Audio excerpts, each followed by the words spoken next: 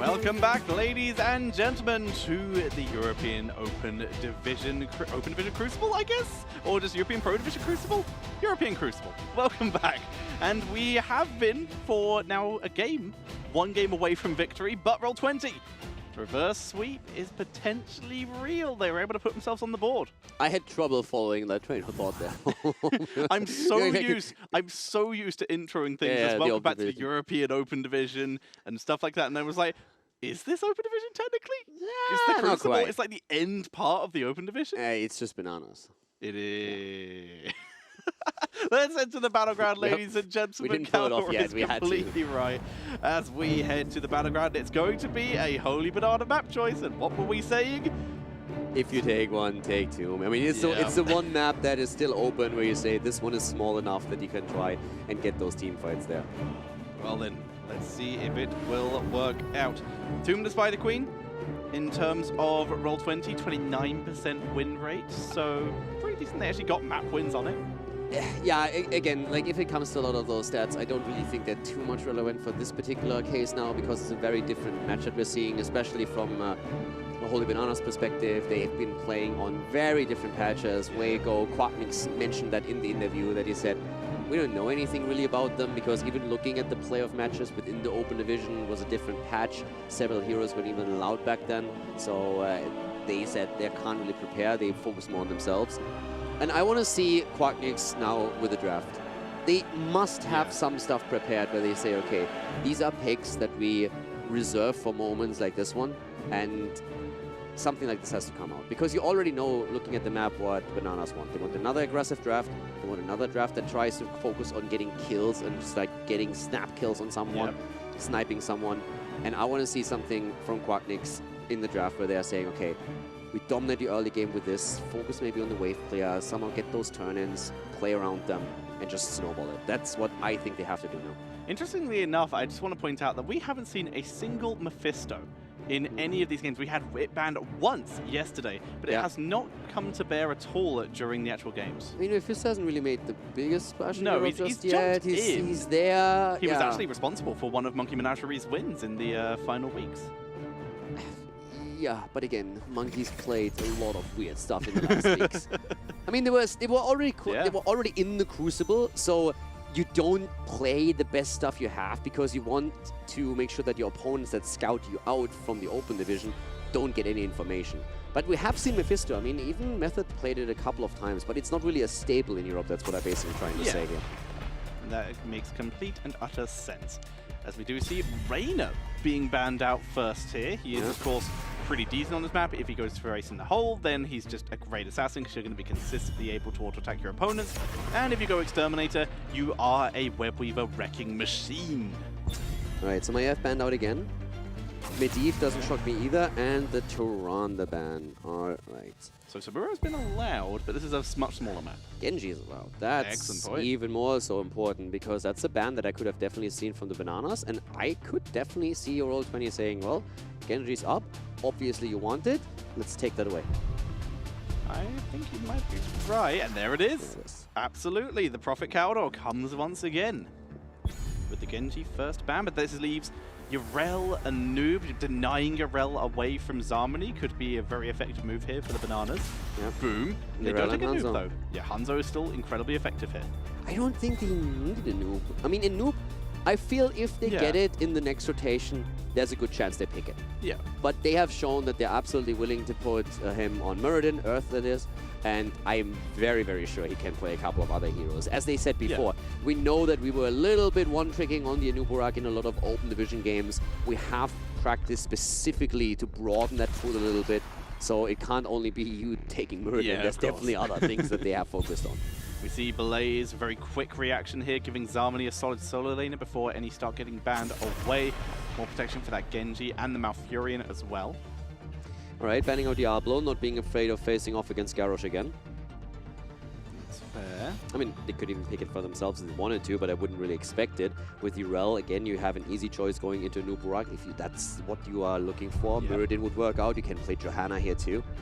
A lot of map especially is absolutely fantastic. Great denies, great rotation. So instead they target a support. They already have Malfurion. They remove the Emerald potential and get rid of the Decad Cane. All right, Bananas, time to shine. Time to really show what you have prepared for this. There's the Johanna and White Mane again. So Johanna with the wave clear that she brings. Might mean even more armor to be added potentially to that Hanzo with the Scarlet Aegis. Some more protection that way. I mean, also with Johanna right now, if you are facing off against a Garrosh, you don't really care. Exactly. Flipped over, gets quickly an Iron Skin out, walk out, get a Condemn through. So final 2 picks for Roll20 esports. They take the Noob and they've got a Jaina to go with it. Nice little burst setup they've managed to finish out their draft with here. Okay, so again, we said, that's what we talked about. Show a draft where you say, okay, we are going to turn things around right now. This is one option of what you can go for. You go with an Uberag, you go for the engage. Malfurion follows up with the root, Jaina with the damage. Jet propulsion, if also stacked on top of that, is great. Can they pull that off though? That's the big question, because Roba-Doba, again, he struggled on an Uberag in the past. We head into Junkrat as the final pick for Holy Bananas. They have a lot of disruption and disengage. Yrel knockback, Junkrat concussion mine, Johanna small amounts of CCs and slows. They have the ability to back out of a lot of these fights, assuming they survive the initial engage. It's pretty official. It's stamped and delivered courtesy of a Nubarak, very similar to the draft we saw from Holy Bananas in game number 1. What are your thoughts, friend? You are pensive. I just won 7 games. I am behind you on that. No, I think both teams have a draft that can really work out quite well. We have a bit of a different focus, a lot more of a wave clear focus on the side of the Holy Bananas. They have really... What are you smirking? I'm agreeing. Okay. I was just like, what happened? What did I do now?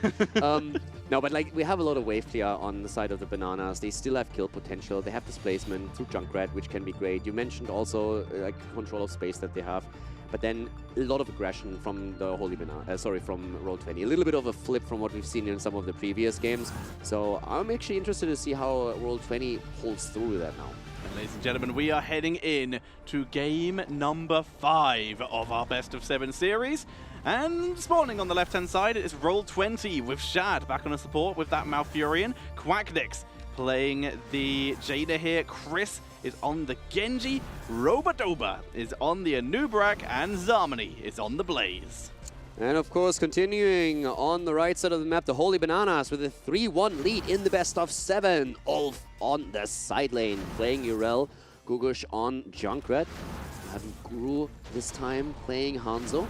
Juve again with the support, White Mane this time for him. And of course, last but not least, Earth playing on Johanna. Immediate poke on to Roba-Doba, who heads into the most predictable point. But he's an Uberak, he can regen that up pretty quickly, and especially with the help of Malfurion. Something with a jet propulsion, aiming for that quick stun and trying to get some follow-up there, but not quite connecting. So we're going to see this one-on-one lane in particular. Let's see how that's going to shape up. But of course, the more important part is really going to be these rotations from Roll20, as they are going to be looking for kills, especially with a 3-man and around Anubarak, Jaina, and Malfurion. Genji is going to join them quite a bit, but I would also expect that Chris occasionally makes a quick visit down to the bot lane to try and offset the balance a little bit on the solo lane and help Zarmani out to establish a dominance there. And right now, we very quickly see the scatter arrows continuously coming in. This is obviously all stacks for Hanzo. He's going to be happy with this.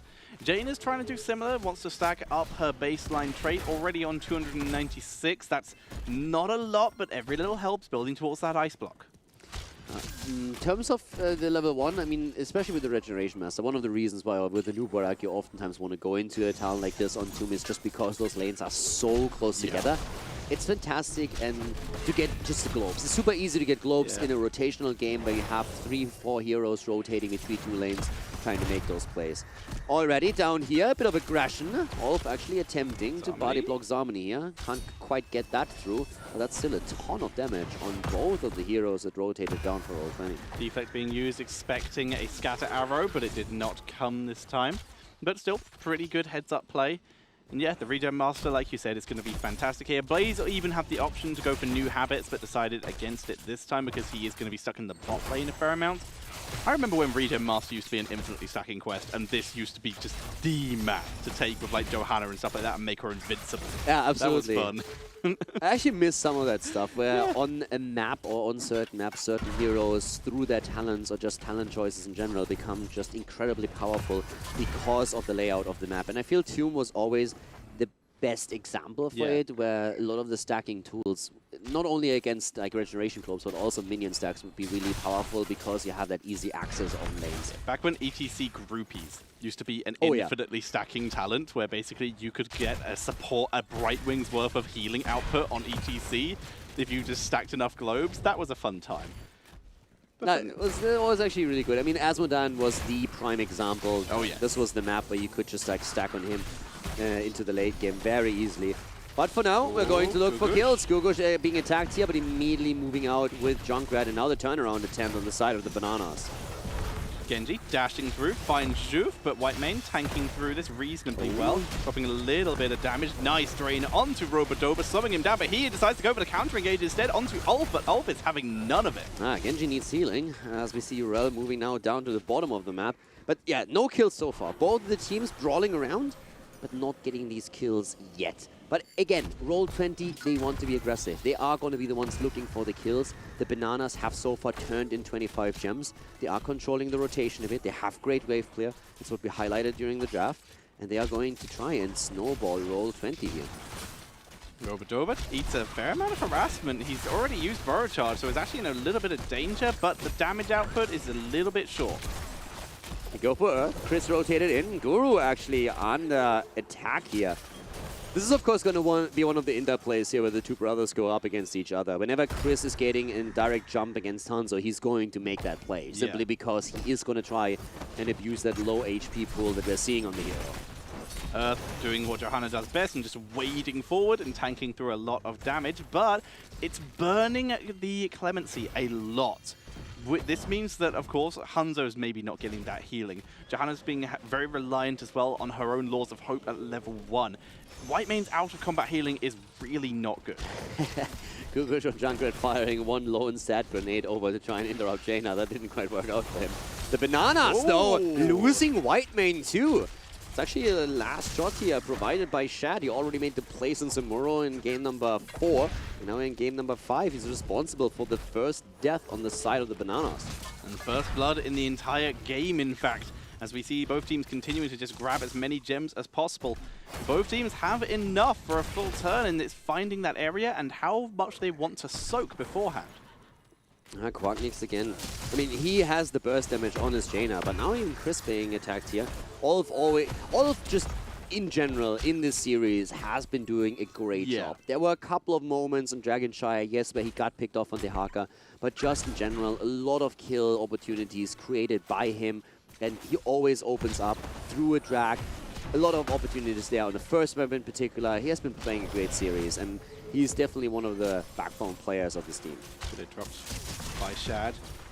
Zarmony following up with a second here, and you can see just how much damage that Inquisition actually does there if you eat the entire amount. So you have to be careful against that Whitemane. Yeah, again, Chris going in deep. Not only him, his stun combo goes off against Guru, and he barely is able to jump away from this one. Close call from Hanzo, surviving through all of that aggression that we see from Genji and Anubarak. Man, Chris is just playing like the front line of Holy Bananas just doesn't even exist. Chris just is playing into the back like his HGC career depends on this. Yes, that is the best phrasing for this, because it does. He is putting on so much pressure to the backline members, putting it every single time, even when it's not even a team fight, just going in, getting some free damage and walking away scot-free. Yeah, again, the aggression against Urel. And yep, there we go. All being made relevant completely by those stunts that we're seeing from Roll20. And they are fighting back. The second kill for them. They want another. They go for Earth. And Earth barely survives. Quacknix even going in deep enough for another quick auto attack. But it was not enough as Whitemane was on the job and making sure that Johanna doesn't fall. Well, this allows the Web Weavers to be picked up by Roll20. They immediately head into lanes to soak experience, because if they can play this well, they might hit 10 by the time the Web Weavers arrive here and might be able to make a big heroic push. And again, we're talking about a game where the Bananas get a map that they want. And why do they want this map? map because it's brawly, because it's a map where we are going to see a lot of team fighting, and that's where the Bananas have excelled so far. But Roll20's draft has won the early game up to this point. They get the level 10 and they can start pushing here. The Bananas still on the back foot already as is, but without heroic abilities, they can't even be aggressive with the defense here. They have to just sit there and take it. Where we push forward, here are the level 10s. Water Elemental coming in. There's Cocoon. Malfurion is holding his for the moment. It's all about X-Strike and Cocoon potentially if they wanted to try and make a hard engage play. But Holy Bananas are playing safe enough that that will not be a capability or a possibility. 10s are now in on both sides, and again, Ardent Defender, we're also having, of course, still the Blessed Shield here. Tranquility picked by Malfurion. Yeah. Already damage done, level lead for Roll20. Water Elemental piles on a little bit of pressure, but they don't follow it up at all. It's just, it was here to see if they could do a little bit more damage to the fort, but all the forts survive. Great defense by Holy Bananas. Still level behind, so this is where the Bananas want to get their own turn in to make up for the difference in experience here. 2 kills for Roll20 so far, none for the Bananas, but they have the gems. They have 49 that they can use now. But Roll20, they also have enough for another turn-in. This is the dream, being able to get the chain turn-ins, but Earth turns in just 13 of his 46 gems. And as such, he will secure Holy Bananas' first Web Weaver. And as they were already taking the camp, everybody just starts rotating. At least 2 of the heroes start rotating over to help out and make sure that the camp is taken before those Web Weavers come down. That's going to help with the defense quite a bit. And with that, Holy Bananas set up in the mid lane, waiting for their opportunity to strike. Jaina is already in top lane. Blaze is pushed up the bot lane and is clearing the Web Weaver there by himself. Basically, as Yorel just duels him. So it's all about this mid lane, because top lane is not going to gain any value thanks to Jaina. So how much can they get here? They need to try and get at least those turrets everywhere. Like, that's the minimum play. Try and get the turrets, close the experience gap, but you also want to put damage on those forts. Ideally, take one down, but eliminate the fountains just to make sure that those reset options aren't available to your opponent anymore. Yep. One fountain down. Cocoon is being used though.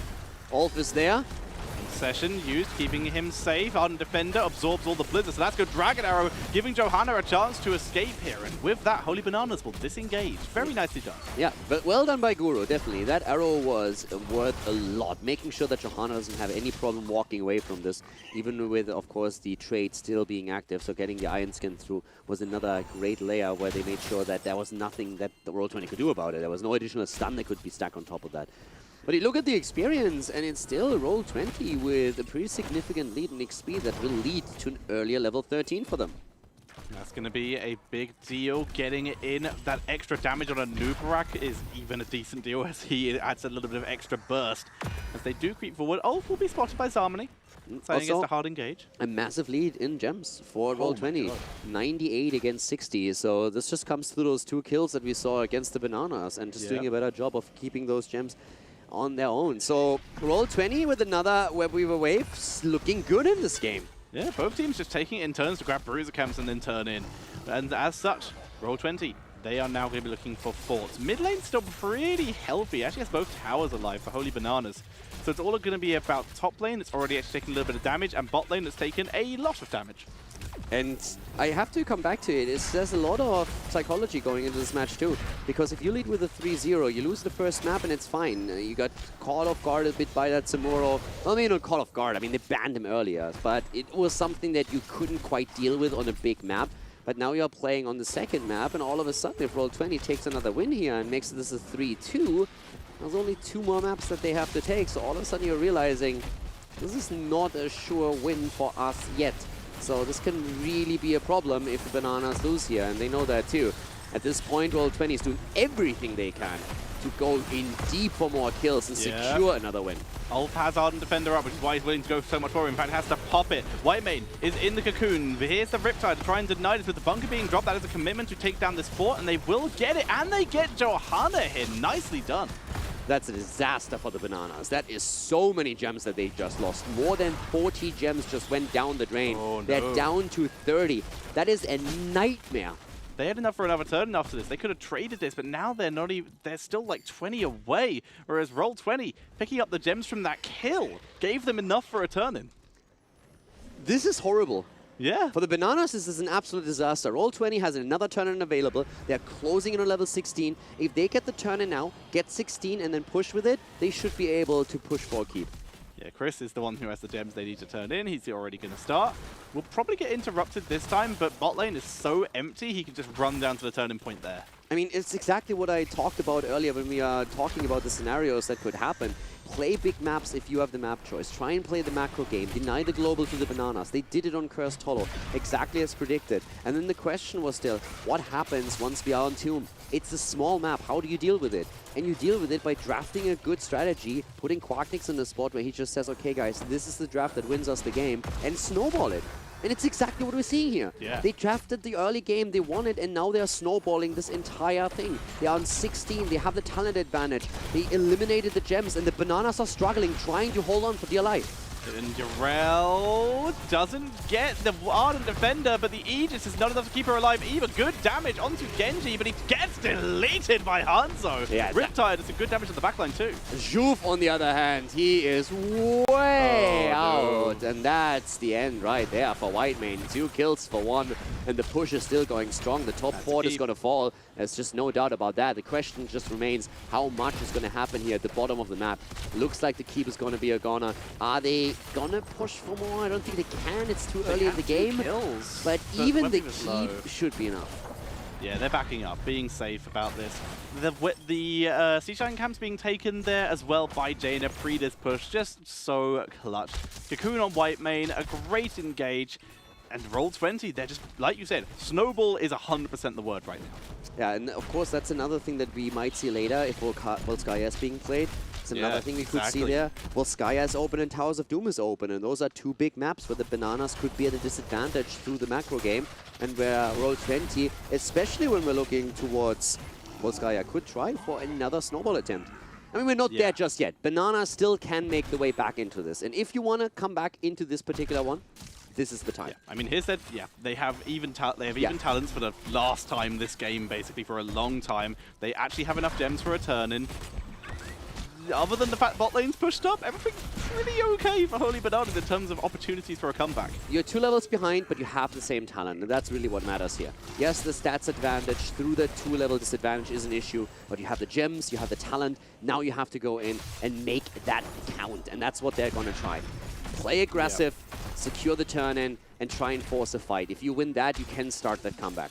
However, the minion train has arrived at bot lane station. It is carrying a payload of 1 catapult with a second on the way. Those will begin to accumulate, obviously, the longer this game goes on. And that will end the game by itself if Holy Bananas either don't send someone down there or don't pull the trigger. I think, considering how well they played and how their playstyle is lining up, I think pulling the trigger is what the team is looking for right now. Earth is already waiting for a chance here. But there's the flank attempt from Roba-Doba as Roll20 is also trying to set something up for the backline. Look at the positioning of Roll20 right now. They position themselves in between Holy Bananas and bot lane. So Holy Bananas can't rotate down and just clear bot lane while denying. They're just making it so they have to pull the trigger, and they're not letting them by playing so split. Also keeps them away from the second turn-in, so they can't rotate towards that. Earth with the attempt to get 30 in.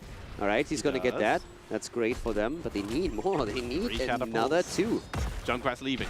Junkrat is leaving because there's about to be 3 catapults in bot lane. They know they can't stay, and you immediately see Roll20 move forward. Holy Bananas, they are able to pull back. They won't get their turn in, but now Roll20 1 level away from level 20. Exactly, and the problem is not only that you don't want them to get level 20 before you turn in, you don't even want them to get level 20 as you turn in or shortly after, because that makes it too easy for them to defend against the Web Weavers and makes it very difficult for you to get experience. Because let's face it, the Bananas, if they take down 2 forts with the next turn in, they are closing that gap. Not completely, but there's a lot of experience in structures that can be taken. And this is what they have to do right now. Be aggressive, push those forts, take down as many structures as you can to make sure that you're not trailing behind too far. Because once 20 hits, Roll20 is going to look at another turn-in, and they're going to look at the boss. Yes, they are. They already have a fair amount of gems. They're approaching enough for their next turn-in once this Web Weaver phase is over. So like you said, This is Holy Banana's chance to grab some forts, grab some experience, and keep themselves in this game as they move into the mid lane. This is the lane they've already weakened. Their best chance, but Webweaver's already gone. That wave clear coming into effect with that Jaina. And Roll20 the entire time is just moving away from Johanna whenever they see her. They know that the initiation would come through the Blessed Shield here, or the Hanzo arrow. One of the two is going to hit, and if that's the case, then there's a fight that they are forced into, and they're trying to dodge it as much as they can. The fight forced onto the bot lane now, which gives the top Webweaver a lot of wiggle room to get the damage in against the fort. But down here, this is where the Bananas are trying to get me something. Arrow missing completely. Riptire gets no damage onto Robodova either. Spell Shield is on him. Cleanse, Intercession used onto Earth as he has to pull back too. That was all of their engaged tools, including the Blessed Shield used, and they got nothing. And now Roll20 is looking in a great spot. Guru jumps away from the water elemental. They take it down, but Roll20 is about to hit their 20. The fort at the top lane is down. The Banana still roughly a level behind. They are going to take some of those structures here now too, but it's still a huge disadvantage. They make the play at the bot lane. They're trying to push for that fort again as they say Jaina topside. They can get something here, anchoring the play with the traps of Junkrat and also Johanna for a little bit. But even with the fort, they're not going to close that gap. And you can already see that Roll20 doesn't even care. Yeah. Immediately upon hitting 20, they're saying like, okay, we go, boss. Yeah, if they get, Jane is actually grabbing minions and gems as well. They might actually get enough if they grab one more minion wave, which is just delivering itself to them just below the boss. They could go for boss turn-in. Yep. That could be end. Absolutely. And there's a turn-in attempt now, though, for Holy Bananas as well. And they are one gem shy of making that work. They can trade a turn-in for the boss. But Roll20 have it. They need the gems. No one's interrupting Roll20. It's too late. It's too late. Shatter got blocked, but who was quicker? They get it. Roll20 get it. Boss and Webweavers. The boss is very far ahead, though, so it's not going to be supported for a while. This could literally end right now, just simply because Holy Bananas didn't have a single gem. One gem where they could have traded a turn-in for the boss. It could end right now because of this. Ulf is eating a lot of damage. Undefender's good, though. Keeps himself going. Earth also tanking through, looking for some counterplay. Level 20, just around the corner for Holy Bananas right now. Yeah, but the boss is still looking strong. Half HP for it. Webweaver. Level 20 isn't there for the Bananas. The Webweaver's on the way. Another engage attempt here. Zarmony moving in with a jet propulsion. Roll20, they want the second win. They're actually moving away. Yeah. Oh, Dragonair again parting. Roll20 keeping themselves alive here. They're able to dodge the Dragonair and keep this push going. Webweaver arrives. Riptire going to be used more for Webweaver. Good Blessed Shield by Genji. Genji is down, and that's the first kill here for the Bananas. They're trying again with the team fight to make something happen here. Already going straight in again. Already locked down, though, by Roll20 and needs to actually back off. They're still trying to hold on to that keep in the middle, though. That's currently the last line of defense, but the core is also starting to lose HP. Yeah, the shield was taken out. Catapults in bot lane with the Webweaver. It goes down to 80%, but Ulf finishes cleaning up the lane. Mid-keep survives. Holy Bananas with 20 on the board. They're still in the game. They have now enough for a turn-in. They only needed one gem. They have 25. They have a chance, but there's now catapults accumulating in top lane. Urel's having to spend some time clearing out bot lane. They are going to have to pull off a miracle team fight and still manage to control the lanes to be able to come back into this. They are still in, though. Yeah, I mean, the core's better alive. than I expected. I really thought over. that Roll20 would try and just finish this with a return-in. But now there's an opportunity to get the turn-in and maybe play around this. The question just is, where do you focus your attack? They only have the keep left in the middle of the map, but they have that 20. That's huge. The arrows missing on the side of Guru just were a huge problem. I mean, he was really trying, and a lot of the arrows were so close, but they just don't connect. Webweavers are clearing out the lanes. It's buying them some time. One Webweaver is literally in base. That's how pushed up the lanes were. But they are trying to make a play in mid lane. It's literally been the only lane Holy Bananas have put a huge amount of effort into this entire game. The pressure is on them, and they are trying to really find the kill. They need to find the kill. They need to connect. If they connect the arrow just this one time, that would be enough. Take a keep down. Start with that. Maybe go a little bit deeper with it. Already they engage, and it doesn't happen. Robodova immediately getting stunned. They're going on him, and he's barely surviving as he moves out. The Scarlet Aegis is good. Bunker gets popped. That's a huge protection tool gone, but the Webweaver is ticking down. Good intercession there, keeping Ulf safe and alive. Dragon Arrow, though, again, not finding its target.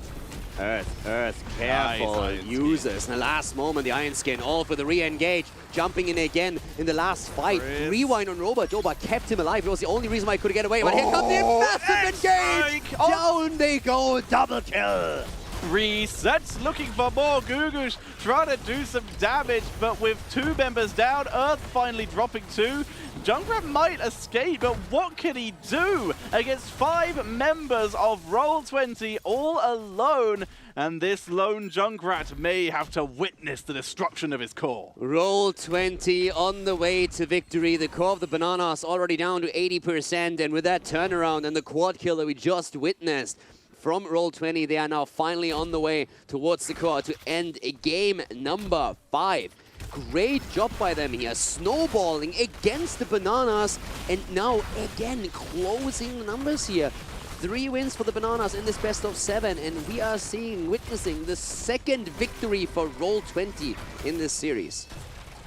We are experiencing the potential for the reverse sweep getting closer and closer. The dream is alive, and it's 20-sided right now. Roll20 playing well here. And again, at this point, you have to question how do the Bananas react to the pressure. Because so far it was smooth sailing. You have close games, but you win, you take 3, and at that point, when you actually are 3-0 ahead in the best of 7, in your head, you've already won. Yeah. In your head, you're like, there is no way we're losing 4 in a row. Of course, there will be voices immediately that say, like, guys, focus. We're not through yet. But even while saying that, you think, hey, we just took 4 in a row. We can pull off 1 map win in 4. And all of a sudden, you lose 2, and you're like, it's starting to get a little bit weird. I mean, you're already starting to think, hey, if we lose another one, when it comes down to the last map, then all of a sudden it's even. So this is where the pressure really comes in. And this is where someone that is young, that doesn't have competitive experience, can all of a sudden start making a few mistakes. I'm not trying to single anyone out there on the side of the Bananas by now, but this is a lot of pressure. And this is really something where you can get it in your opponent's head. And Roll20 knows that. They have momentum going for themselves now. Yeah, they really do. And right now, Roll20, they are starting to look like an HGC team. They're finally reacting to the maps. As you were calling, they pick a big map, they go for a macro play. They pick a small map, they pick an Anubarak blow-up composition. They're looking so much better in these last 2 games. I'm excited. We might get that game number 7, Caldor, but right now, it's still back against the wall. Roll20, they can't slow down. They can't take their foot off the pedal here. Towers is left. And Volskaya is left. Yes. Towers, you can play the big macro game again. You can try and deny the global to your opponent. You can try and play with the Samuro again. The Hakas out there. You have Abathar as a potential hero to play with. So there's a lot of rotational play that's there. There's also, of course, playing for the late games, since comebacks on Towers of Doom are always possible, no matter how far behind you are. We've seen it several times this weekend already. And then we have Volskaya. And Volskaya is always that mixed bag where, yes, you have a big map where you can try and play the global aspects. You're trying to play the macro game, but you're forced into team fights, and a lot of them around the objective itself. So that caters maybe more to the Bananas. But now you are really looking at this, and what do you go for? First pick map choice? Is it important still? Like, it's rough. They just gave Holy Bananas that map choice and adjusted their draft perfectly. Problem is, if we're going for Volskaya, if they give Holy Bananas a map choice, I would like to think they would pick Volskaya. But if they do that, we're probably going to see Roll20 lean more towards the Sergeant Hammer, the same style of draft they did on Battlefield, which they did play really well, but we've already seen that in theory, Bananas know how to play around that, so we would need some minor adjustments. I mean, right now, we're going to see Volskaya as the next map. Then it comes down to the 7th, and the 7th map is traditionally Towers of Doom, so that's how that goes. We're in Europe after all, so... Yeah, it's always Towers of Doom as the last map, and that is stressful, to say the least, a lot of the time. No, I mean, jokes aside, I don't know which map to take here at this point from... I mean, of course, we don't know what's being picked, first pick on map choice, but... Yeah, if Holy Bananas go for first pick, then I would like to think Roll20 would take them to Towers. If Holy Bananas take the map choice, I hope they would go to Volskaya. I'm in a weird spot because I really love this team. Bananas are looking fantastic, and I like the way that they're playing right now. At the same time, I think that Roll20 has players that just belong into HGC as well. I would love to take both. We don't. Thankfully, I don't have to make the decision here, but it's certainly interesting to watch that journey. And the Bananas, are winning over a lot of hearts with their team fights, I feel. But they still have to show now that they have also the coolness in the situation like this, just to simply say, like, guys, calm down and just focus now. That's what they have to do. They have to focus, because this is the kind of thing. They've come to the Crucible. A couple of their players have gone to the Crucible before and fallen short. And of course, a couple members of Roll20, they've been in the Crucible and won through it. Yeah. They don't want to go back to the open division. I mean, the same situation is true for the Holy Bananas that would have been true for the E-Punks.